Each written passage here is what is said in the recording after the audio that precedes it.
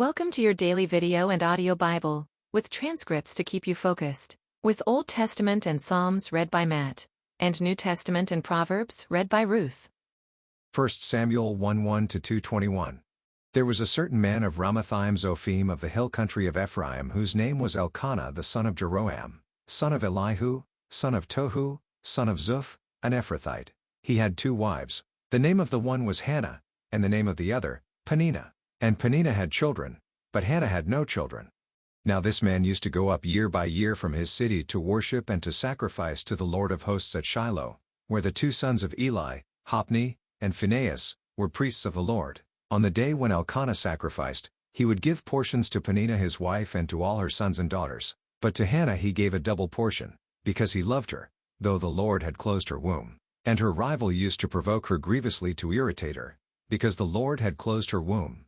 So it went on year by year. As often as she went up to the house of the Lord, she used to provoke her. Therefore Hannah wept and would not eat. And Elkanah, her husband, said to her, "Hannah, why do you weep, and why do you not eat, and why is your heart sad? Am I not more to you than 10 sons?"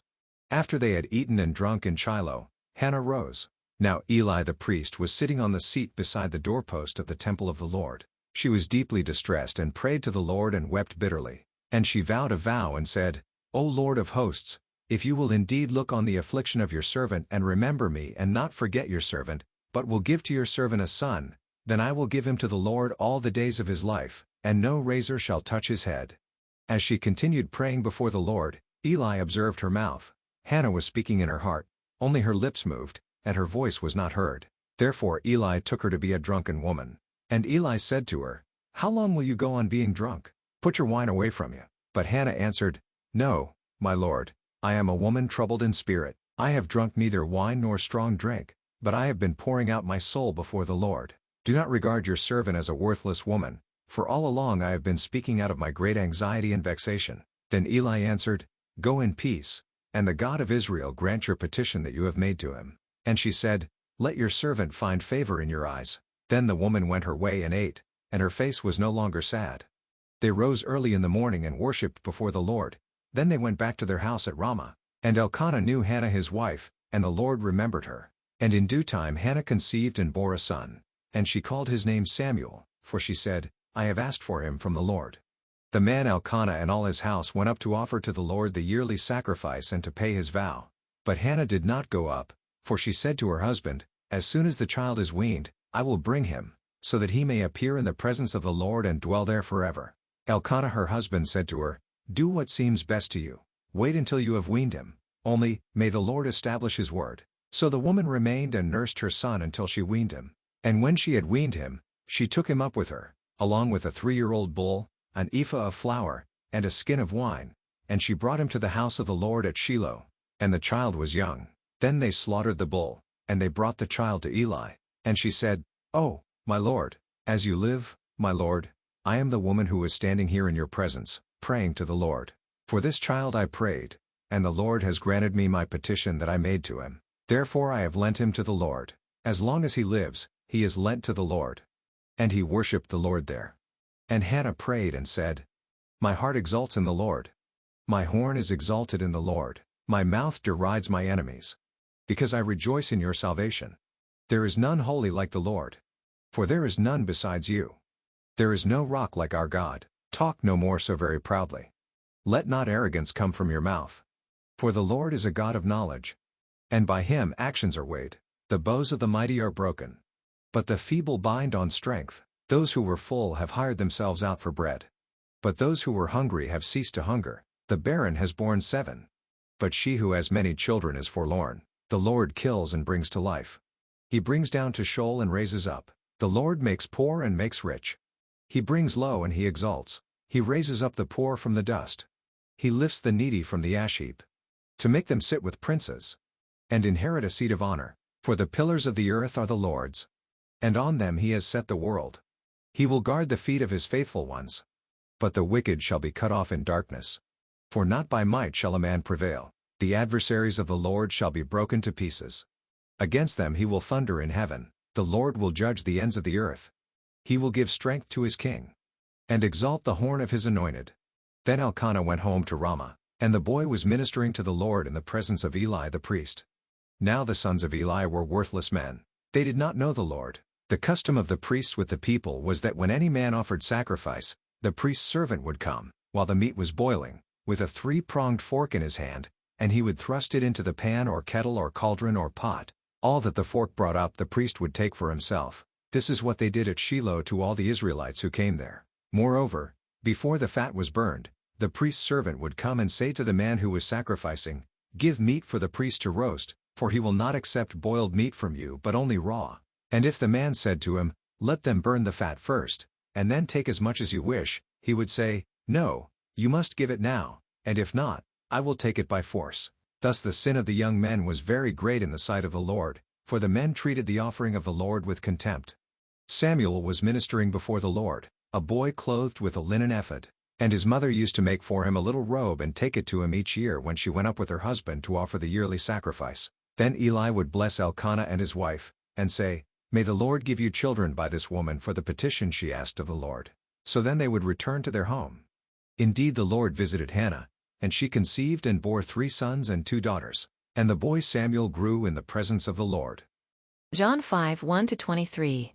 After this there was a feast of the Jews, and Jesus went up to Jerusalem. Now there is in Jerusalem by the sheep gate a pool, in Aramaic called Bethesda, which has 5 roofed colonnades. In these lay a multitude of invalids, blind, lame, and paralyzed. One man was there who had been an invalid for 38 years. When Jesus saw him lying there and knew that he had already been there a long time, he said to him, "Do you want to be healed?" The sick man answered him, "Sir, I have no one to put me into the pool when the water is stirred up, and while I am going, another steps down before me."